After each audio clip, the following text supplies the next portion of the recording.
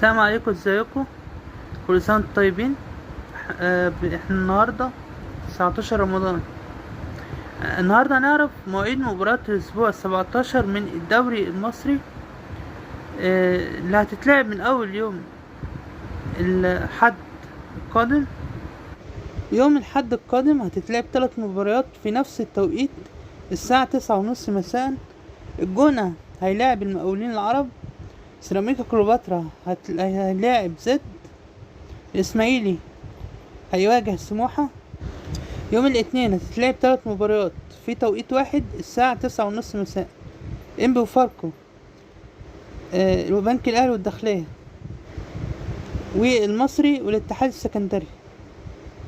يوم الثلاث هتتلعب مباراة واحدة، هتتلعب بين فريقين بيراميدز وطلائع الجيش، هتتلعب برضو في الساعة 9:30 مساء. في مباراتين تأجلوا هذا الأسبوع، فيوتشر والأهلي والزمالك وبلدية المحلة. وعرفنا النهاردة مواعيد الأسبوع 17 من الدوري المصري الممتاز.